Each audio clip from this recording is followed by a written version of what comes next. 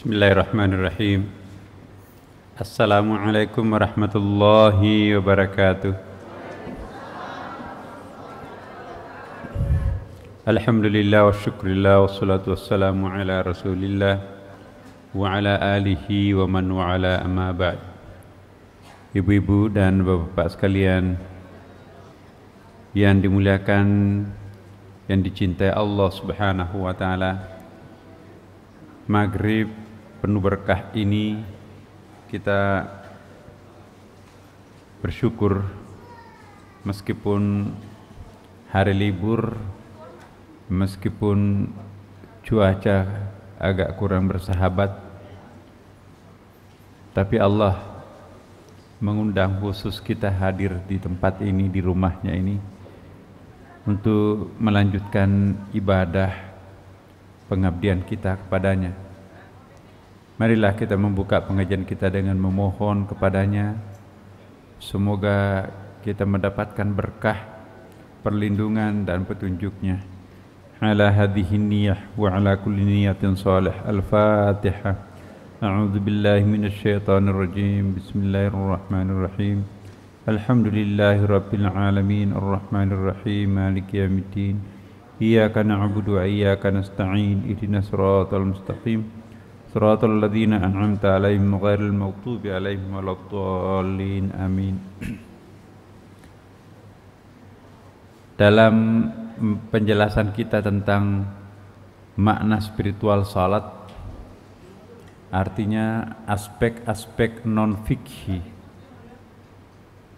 pada pembahasan tentang salat, atau sebutlah makna spiritual salat ini, kita sudah bahas sudah beberapa bulan ini belum selesai. Mulai taharah, berwudu, tayamum, istinja, mandi, azan, iqamat, dan seterusnya, basmalah, sudah berapa kali pertemuan. Sekarang ini kita ke ayat berikutnya, Maliki Yaumiddin. Maliki Yaumiddin artinya yang menguasai atau merajai hari pembalasan.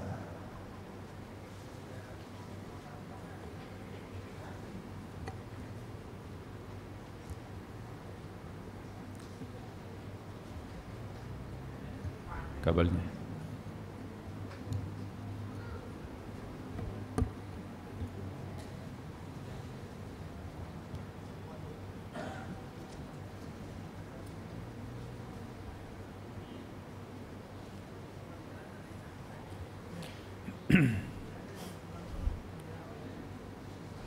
saya pernah jelaskan minggu yang lalu, Bapak Ibu,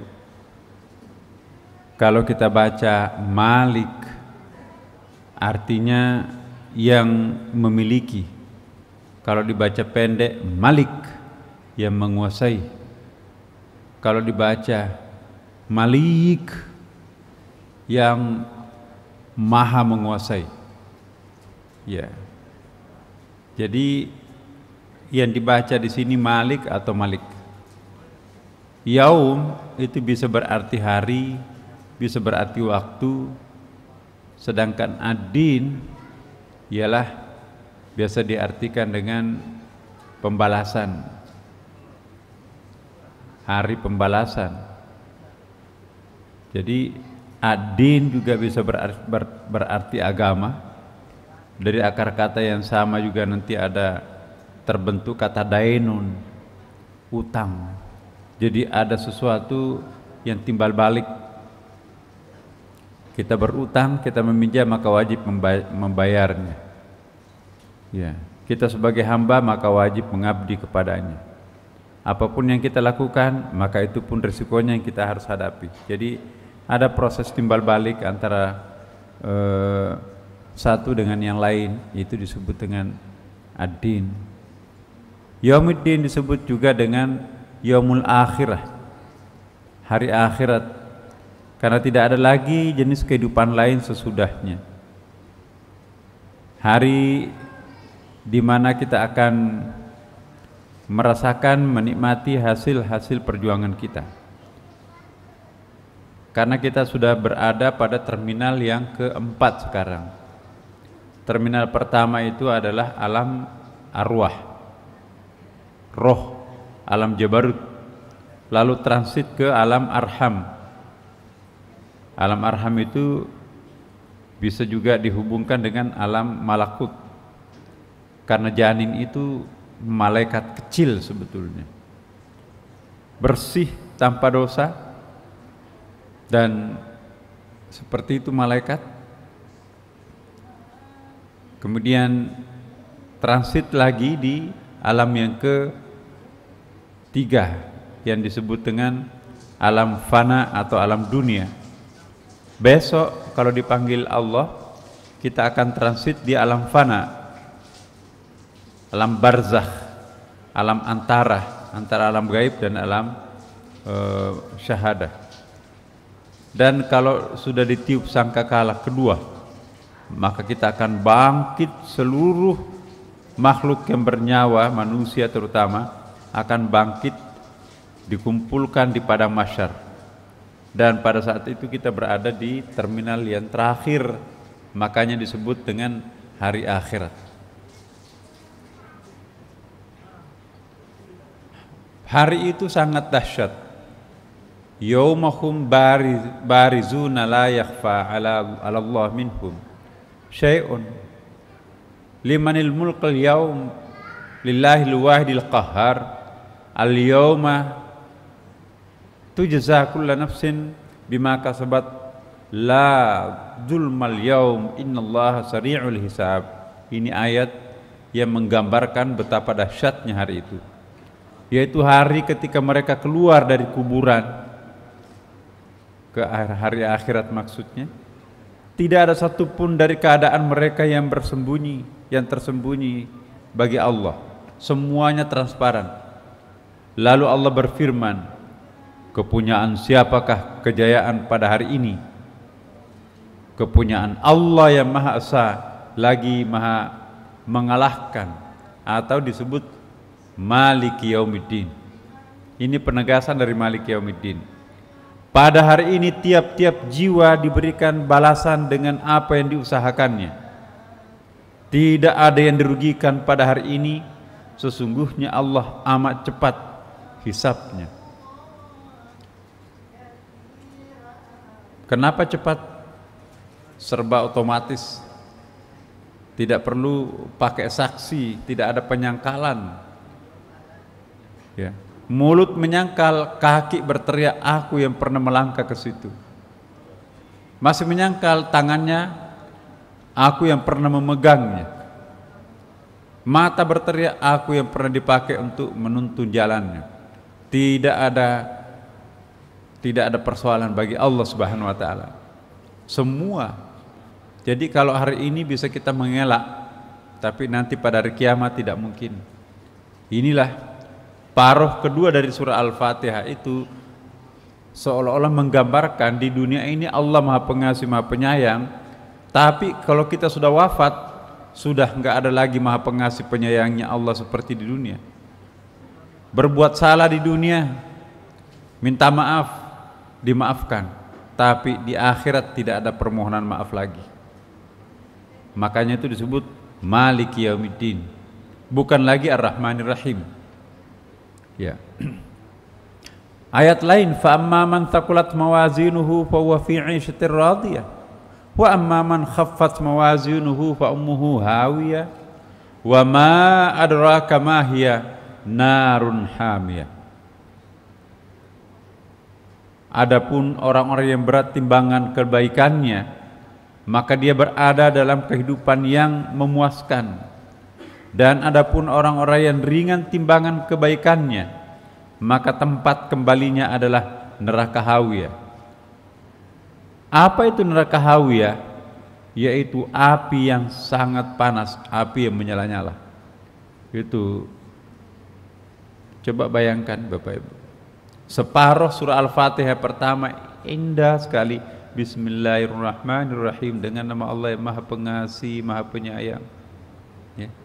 Alhamdulillahi Rabbil Alamin, segala puji baginya yang merawat, memelihara, mengasuh, menuntun alam raya ini.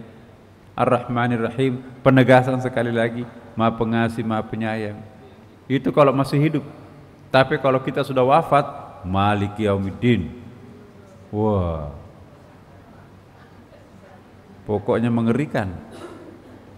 Kemudian situasi Yaumiddin digambarkan sepertinya sangat berbeda ketika kita sekarang ini berada di alam fana di dunia ini. Di sini kita bisa merasakan kemahapengasihan dan kemahapenyayangannya Allah, sebagaimana dijelaskan dalam ayat pertama, kedua, dan ketiga.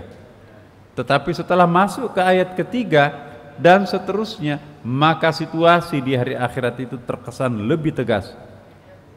Kita bisa bayangkan lukisan hari akhirat itu seperti dikatakan dalam ayat, yaitu hari yang seorang karib, orang terdekat, tidak lagi memberi manfaat kepada karibnya sedikit pun, dan mereka tidak akan mendapatkan pertolongan. Nafsi, nafsi, kata Rasulullah, orang perorangan, tidak ada lagi anak dan tidak ada lagi kakak, tidak ada lagi ibu. Pokoknya nafsi, nafsi, begitu dahsyatnya pada mahsyar, digambarkan dalam surat Ad-Dukhan. Dalam perspektif tasawuf, hari kiamat itu Bapak Ibu dapat dibagi ke dalam dua bagian. Pertama, kiamat kecil yang bersifat fisik kealaman. Ya. Al-qiyamah as-sugra, ya, al-afaqiyah. Kemudian yang kiamat kedua, kiamat kecil bersifat rohani, spiritual, al-qiyamah as-sugra al-anfusiyah. Ini nanti mungkin minggu depan kita akan bahas ini. Pembahasan ini kita nanti akan membahas dulu kelanjutan ayat itu, sebab begini.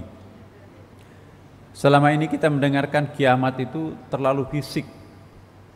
Pokoknya tanda-tanda kecilnya ada, nanti saya akan jelaskan.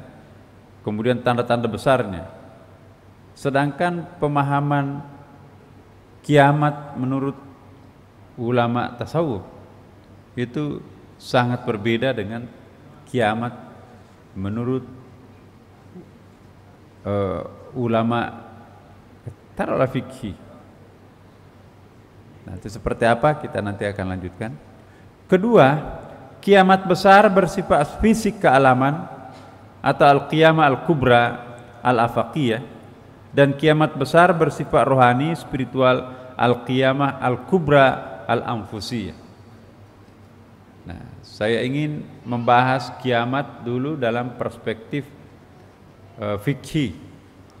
Nanti pada pertemuan akan datang kita akan bahas tasawufnya. Bagaimana pendapatnya ulama kita? Nih, kiamat itu pasti datang, pasti akan datang. Sebagaimana ditegaskan, iqrabatis sa'ah wansyaqqal qamar, telah dekat datangnya suatu saat itu dan telah terbelah bulan. Nanti akan kita melihat bulan terbelah, pecah-pecah. Perhatikan ayat ini Bapak Ibu. Ayat ini iqtarabah menggunakan fi'il madhi. Aneh ini. Tensisnya itu menggunakan bentuk past tense, padahal untuk menggambarkan peristiwa yang akan datang. Kaidah tafsir mengatakan apabila ada peristiwa masa akan datang, artinya belum terwujud, tapi digambarkan dalam bentuk past tense, fi'il madhi, maka itu ada dua kemungkinan. Pertama, dahsyat sekali hari itu, dan yang kedua pasti akan terjadi kejadian itu. Jadi tidak gampang atau tidak mudah kita melihat dalam Quran ada peristiwa masa akan datang diungkapkan dalam bentuk fi'il madhi. Ini menandakan betapa dahsyatnya hari kiamat itu karena digambarkan dengan peristiwa masa lampau. Istilah kiamat di dalam Al-Quran ditemukan juga beberapa istilah lain, antara lain al-qiyamah, seperti tadi yang kita katakan tuh. Ada lagi as-sa'ah, iqtarabatis sa'ah. Ada lagi al-ma'ad, tempat kembali. Semuanya ada di dalam Al-Quran ini penggunaannya. Jadi hari kiamat itu disebut yaumul qiyamah, yaumus sa'ah, yaumul ma'ad. Sama-sama pengertiannya ini. Kepastian datangnya peristiwa kiamat itu ditegaskan juga di dalam ayat lain. Wa annas sa'ata atiyatun la raiba fiha wa annallaha yab'atsu man fil qubur. Dan sesungguhnya hari kiamat itu pasti akan datang. Tidak ada keraguan padanya. Dan bahwasanya Allah membangkitkan semua orang di dalam kubur. Tidak ada satupun yang tidak dibangkitkan dari kuburannya. Kapan sangkakala kedua ditiup, maka bangkitlah semua yang pernah bernyawa. Dalam surah Yasin kan disebutkan itu. Sangkakala pertama matilah semua makhluk bernyawa. Peniupan sangkakala kedua hiduplah semua makhluk yang bernyawa. Itu sudah alam lain. Itu namanya hari akhirat. Alam akhirat, ya, lukisannya sangat dahsyat. Matahari tinggal satu depah di atas kepala, bahkan dalam ayat lain disebutkan satu jengkal di atas kepala. Panasnya kayak apa itu? Subhanallah. Sehingga orang berenang di atas keringatnya masing-masing. Tetapi ada orang yang mendapatkan villa peristirahatan, AC lengkap makanannya di situ, 7 komponen, 7 kelompok manusia mendapatkan keistimewaan. Jadi tidak tersiksa berapa juta tahun berdiri pada mahsyar dalam panas terik itu, malah dia santai di dalam villa-villanya di situ. Dalam hadis Nabi disebutkan imamun adilun, pemimpin yang adil, imam yang adil. Itu 7 semuanya itu kan Bapak. Orang yang menyumbang tangan kanannya tidak ketahuan tangan kirinya. Kemudian orang yang besar menjalani masa remajanya di masjid. Kemudian orang yang hatinya tergantung selalu di masjid, rasanya nggak sah kalau sholat di rumahnya. Dia maunya selalu sholat, terutama sholat fardu di masjid. Ya. Kemudian dia diajak berhubungan suami istri yang bukan muhrimnya, lalu dia menolak. Inni akhafullah, aku takut kepada Allah. Nah, ini semua perbuatan-perbuatan berat, susah.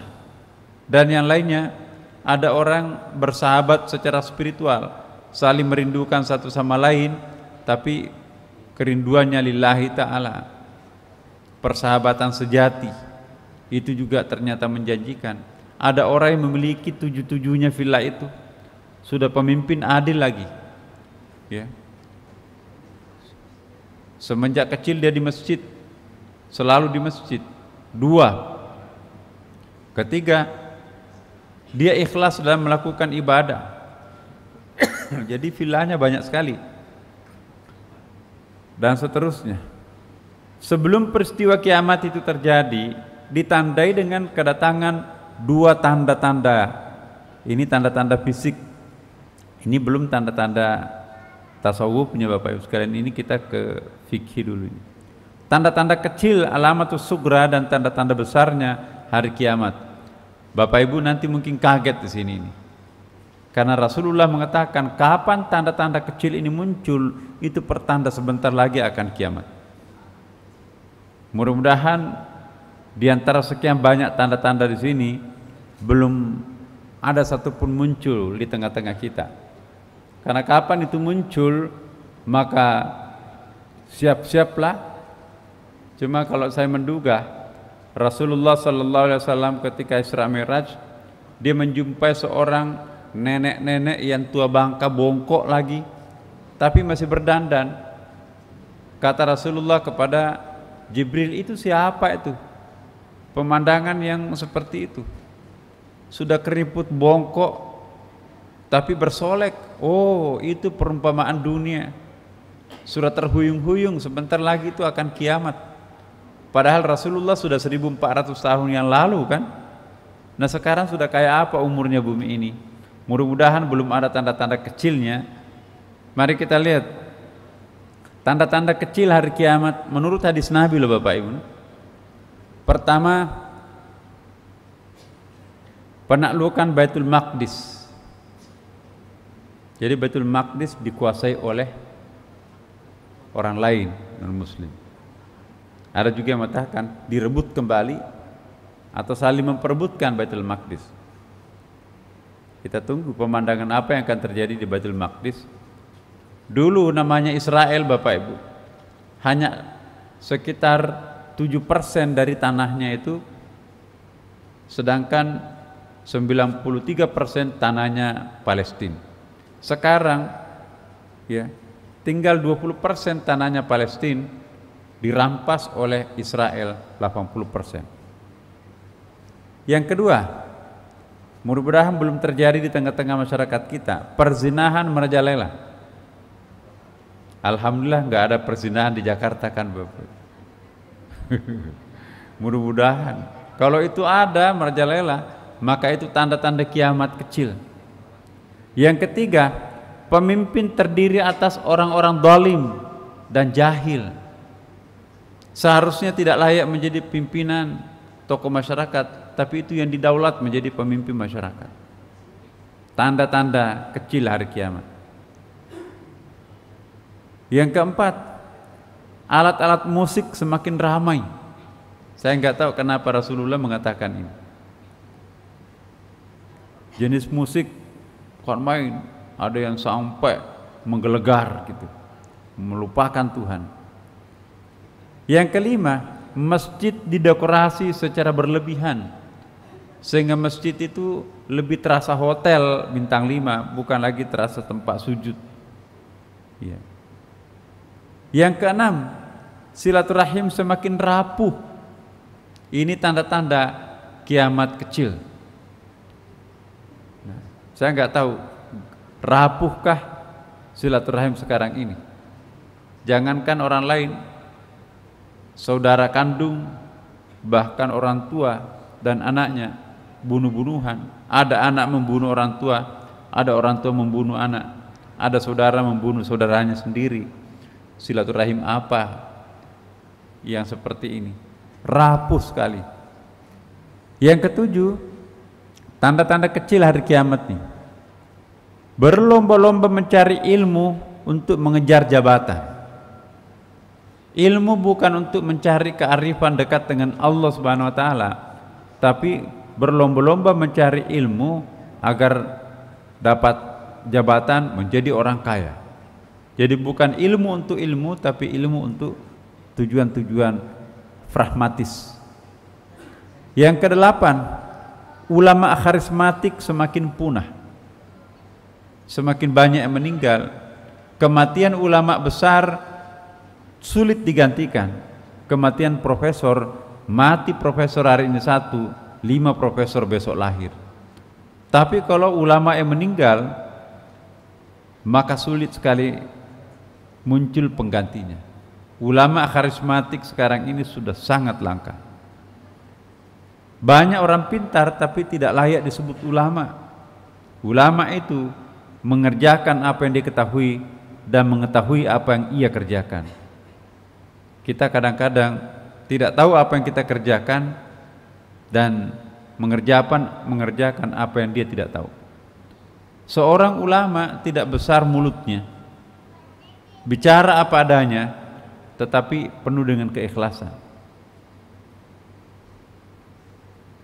9. Orang-orang hina mendapatkan jabatan penting. Ya. Kalau tadi orang tidak adil, ini orang hina, nggak pantas banget, tapi kok dapat jabatan. Tanda-tanda kiamat sugra. 10. Pemberian salam hanya kepada sahabatnya. Kalau orang lain males, pilih-pilih orang. 11. Populasi perempuan lebih banyak daripada laki-laki. Saya nggak tahu, statistik Jakarta selalu beda-beda tipis. Memang lebih banyak perempuan dikit, tapi tidak ekstrim. Tapi kalau kita di Syria Bapak Ibu, Syria dengan Irak sekarang ini populasi laki-lakinya itu sangat sedikit, ya. Sehingga ada seruan, itu ada di internet, pemerintah Irak dan pemerintah Syria mengharuskan atau menekankan supaya perempuan itu bisa poligami. Ya. Kenapa? Karena kalau tidak punah. Ya. Laki-lakinya tinggal sedikit karena habis di medan perang, perempuannya banyak. Kemudian, ya, dusta dan fitnah semakin merajalela. Sedikit-sedikit fitnah lagi. Tidak berdaya menghadapi orang, carikan jalannya. Ini fitnah. Sedikit-sedikit bohong, sehingga bohong itu bukan lagi sesuatu yang sangat sakral. Kebohongan sekarang ini amat gampang mulut ini mengucapkannya. Padahal dulu kebohongan itu sangat langka. Terpaksa betul baru orang itu bohong. Sekarang ini nggak enak bicara tanpa ada kebohongan. Nah, ini tanda-tanda kiamat kecil. 13. Semakin banyak orang yang bersaksi palsu. Rela bersaksi tapi persaksiannya palsu. Dia tahu tapi dia katakan tidak tahu. Dia ingat tapi dia katakan aku tidak ingat. Dia lihat tapi dia katakan aku tidak lihat. Ini sama dengan orang yang bersaksi palsu. Mengatakan iya padahal tidak, mengatakan tidak padahal iya. Nah, kalau ada kenyataan seperti ini, sekaligus selain menjadi tanda, juga mempercepat proses datangnya tanda-tanda kubra. Nanti kita akan lihat apa tanda-tanda besarnya hari kiamat itu.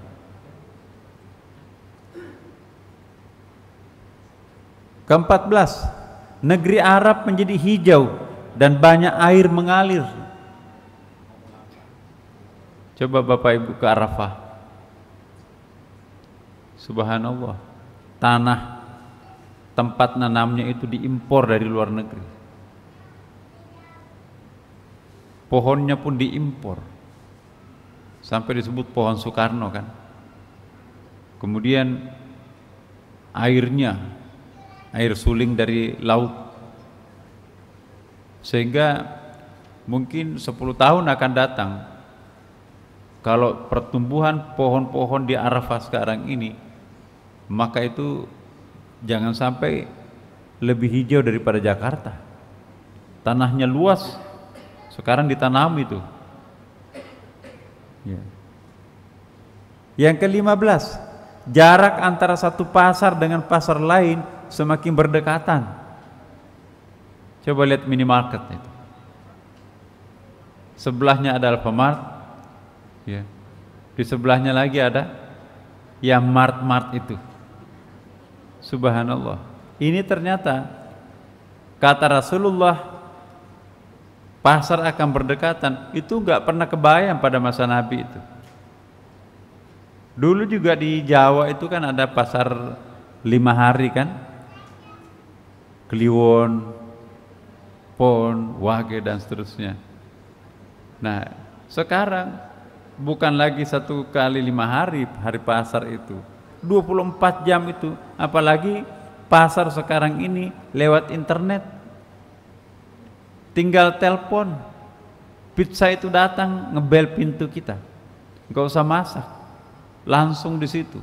Mau minum apa sekaligus. Ya. Jadi kita dulu yang menyerbu pasar, nah sekarang pasar yang menyerbu kita sekarang ini. Yang penting ada uang. Subhanallah. Inilah sinyalemen Nabi, jarak antara satu pasar dengan pasar lain akan semakin berdekatan. 17. Banyak orang mewarnai rambutnya. Ada enggak sekarang? Banyak. Mengkhawatirkan sekali. Sepertinya 17 yang disebutkan ini semuanya ada di Jakarta ini. 18. Kekayaan umum dikuasai segelintir orang secara tidak adil. Benar nggak ini?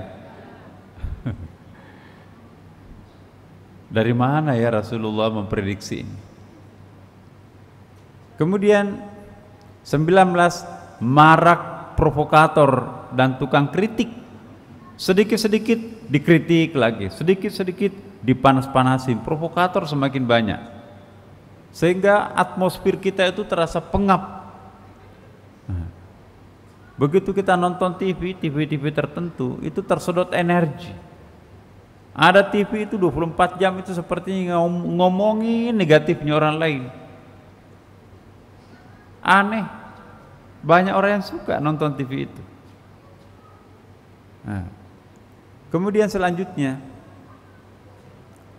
penyimpangan seksual merajalela. Lesbi, homo, hetero, ya, perempuan sama perempuan. Tapi ada laki-laki juga mau, laki-laki sama laki-laki ketemu perempuan juga mau, bukan main. Nah, ini lebih hina daripada kambing. Kambing itu tidak ada yang homo, nggak ada yang lesbi, manusia ini. Lalu anggota polisi semakin ramai, tetapi kejahatan merajalela. Sinyalemen Nabi. 24. Mendahulukan seseorang menjadi imam bukan karena ilmunya, tetapi karena suaranya yang merdu. Kita mencari iman bukan karena wawasannya, keilmuannya, fatwanya yang tinggi, tapi suaranya yang merdu. Ada juga suaranya nggak merdu, juga ilmunya nggak ada. Nah, mungkin kayak imam besar Istiqlal tuh, dua-duanya nggak dimiliki. Masya Allah. Ya, mudah-mudahan doa ibu tidak ngeri juga ini. 25 Bapak Ibu, jual beli jabatan dan politik uang merajalela. Redaksinya tidak seperti ini, tapi mirip lah. Jadi kalau ingin menjabat semuanya dengan uang, sogok, riswah. Nah, mudah-mudahan ini tidak terjadi dalam masyarakat. Menduduki eselon 1, eselon 2 harus bayar. Untuk menjadi ketua RT harus tebus, kelurahan dan seterusnya. Kalau itu semuanya serba uang, itu menjadi pertanda, tanda-tanda sugra kiamat akan datang. Kemudian merebaknya gaya hidup mewah di kalangan umat Islam. Hidup mewah, berpoya-poya di atas puing-puing kehancuran orang lain, mendemonstrasikan kekayaannya pada tetangganya di belakang rumahnya sangat miskin. Ini tanda-tanda kiamat kecil. 27. Orang-orang fasik dimuliakan, sementara orang saleh dipinggirkan. Wah, kalau perlu cium tangannya. Kenapa? Banyak uangnya. Padahal yang ahli ibadah nggak pernah tidak pernah ditengok. Nah, kalau ini terjadi, ini pertanda Bapak Ibu, dunia semakin tua. Lalu 28, meningkatnya angka bunuh diri. Sedikit-sedikit bunuh diri. 29, banyak orang yang mati mendadak. Banyak nggak Bapak Ibu? Ini warning buat kita. Sepertinya dari nomor 1 sampai 29 ini sudah banyak kan Bapak Ibu. Tidak ada satupun di antara 1 sampai 29 ini yang tidak terjadi di dalam masyarakat kita. Hati-hati di sini. Ini tanda-tanda bahwa dunia ini sudah semakin tua. Kalau ini nanti tidak terkendali, tidak terkontrol, tidak bisa memperbaiki keadaan umat manusia, maka nanti itu akan muncul langkah berikutnya, step berikutnya, muncul tanda-tanda besar kiamat. Nah ini dia, ngeri nih Bapak Ibu. Tanda-tanda kubra, tanda-tanda besar hari kiamat. 1, munculnya dukhan. Dukhan itu asap beracun yang menyebabkan kematian secara fatal. Jadi prediksi Rasulullah, semakin hari, semakin akhir zaman nanti itu akan muncul asap dari bumi atau dari langit, di mana asap itu beracun. Nah, kalau kita masih asap api itu, tapi satu saat ya, sumur yang kita gali mengeluarkan asap beracunnya. Airnya tercemari racun, udara di sekitarnya pun juga tercemari racun. Ya, ada angin membawa racun. Nauzubillah min dzalik. Yang kedua, muncul apa yang disebut dengan Dajjal, menebarkan fitnah besar dan mengakibatkan kematian masif. Apa itu Dajjal? Siapa itu Dajjal? Dalam hadis disebutkan Dajjal itu sosok menyerupai manusia raksasa, matanya hanya 1, entah di atas hidung. Ya, ini nanti yang akan membuat keonaran di muka bumi ini. Semua orang yang diidentifikasi beriman itu akan dibunuh secara mengerikan. Orang kafir yang akan dihidupkan.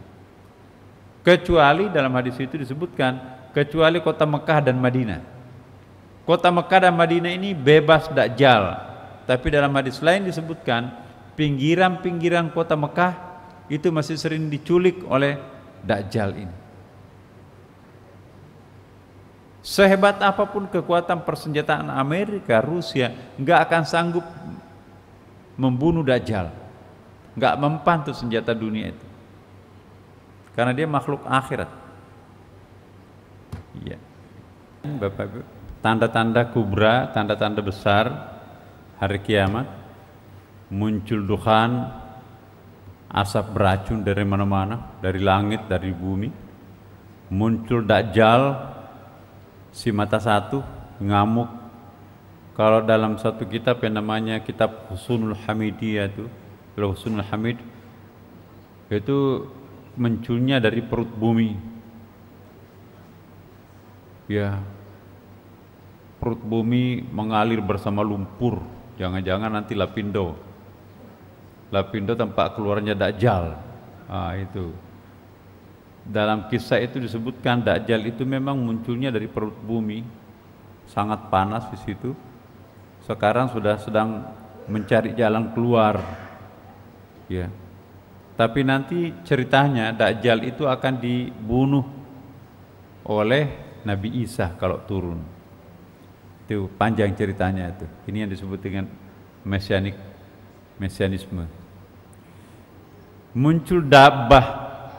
Ini ada makhluk kecil, bukan kecil, ada makhluk besar namanya Dabbah, sejenis binatang raksasa yang akan muncul di sekitar perbukitan kota Mekah.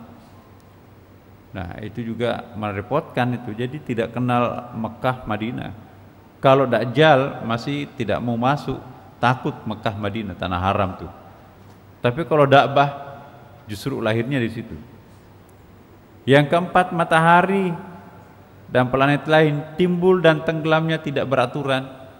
Kadang-kadang matahari muncul di barat di pagi hari, kadang-kadang di timur, kadang-kadang di selatan, di utara. Pasti terjadi persoalan komposisi oksigen bumi kita itu ya. Matahari siang dan malam tidak beraturan lagi. Kadang-kadang malamnya pendek, kadang-kadang siangnya amat panjang dan seterusnya. Selanjutnya, matahari timbul dan tenggelam tidak beraturan, dan turunnya kembali Nabi Isa alaihissalam ke bumi dan kehadirannya membawa secercah harapan. Nah, kalau sudah mulai lahir turun kembali Nabi Isa, dalam riwayat ini disebutkan, maka itu sudah mulai agak tenang karena Dajjal dibunuh dan para perusak itu juga, ya.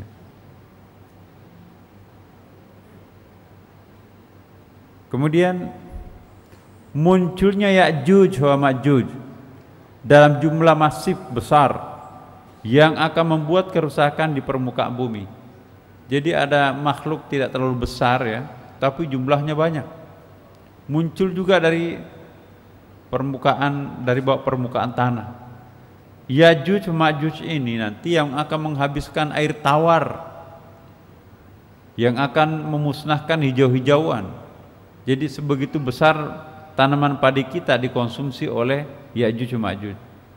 Air-air tawar yang semakin krisis itu akan diminum olehnya. Karena terlalu banyak mulut yang akan minum, manusia pada gilirannya tidak minum. Akibatnya terjadi pemusnahan manusia pada waktu itu. Kemudian bermunculannya gempa bumi dahsyat di berbagai belahan bumi bagian timur. Jadi Indonesia dunia bagian timur nanti itu akan muncul gempa yang bersahut-sahutan, tentu disertai tsunami. Ya. Itu mulai dari timur. Lalu disusul juga gempa dahsyat di kawasan semenanjung Arab, agak ke utara dan barat tuh. Sehingga goncangan-goncangan bumi itu seperti waktu pertama kali dibuat oleh Allah Subhanahu wa taala. Jadi sulit sekali untuk dihuni. Manusia semakin gampang mati, tantangan alamnya juga semakin dahsyat, banyak gas beracun, kemudian juga banyak sekali binatang mematikan, ada yang raksasa, ada yang kecil. Maka manusia pada waktu itu akan punah dengan sendirinya sebelum sampai kiamat besar. Kenapa? Habis karena Dajjal, habis karena Ya'juj wa Ma'juj, habis karena Da'bah, habis karena gas beracun, habis juga karena gempa bumi, dan habis karena api raksasa, ya. Api raksasa yang akan menghalau manusia menuju kepada mahsyar. Jadi inilah pemandangan yang sangat mengerikan. Makanya itu kita dianjurkan oleh Rasulullah SAW untuk membaca setiap malam Jumat, membaca apa Bapak Ibu? Surah Al-Kahfi. Kata Rasulullah SAW, barang siapa yang membaca surah Al-Kahfi pada malam Jumat, maka akan dibebaskan dari fitnah Dajjal. Dajjal nggak jadi muncul. Nah, cuman di antara sekian banyak orang, hanya berapa orang yang baca surah Al-Kahfi? Karena Al-Kahfi itu panjang Bapak Ibu. Kalau Yasin masih lumayan lah. Tapi kalau surah Al-Kahfi 2 kali lipat dari Yasin. Nah, tapi kalau masih ada yang baca surah Al-Kahfi malam Jumat atau hari Jumat, maka Dajjal tidak akan muncul. Mari kita pertahankan tradisi ini supaya kita bebas Dajjal. Nah.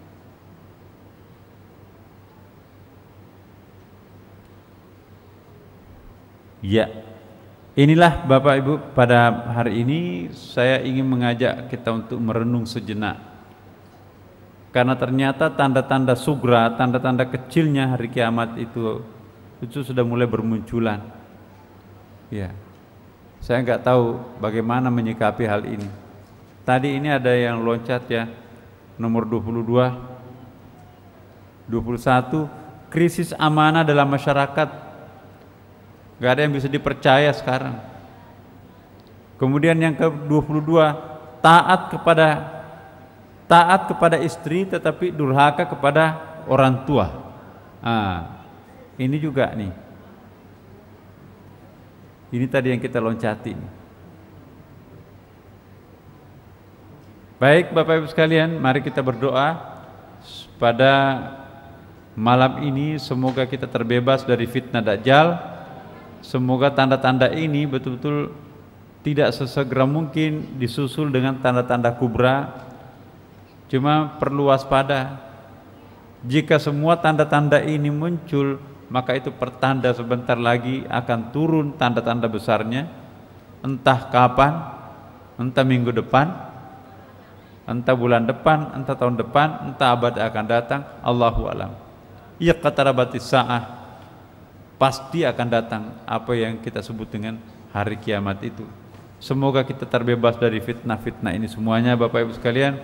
Semoga kita semakin dekat dengan Allah Subhanahu wa taala, dan semoga dengan ini semuanya kita akan bertambah baik kualitas ibadahnya.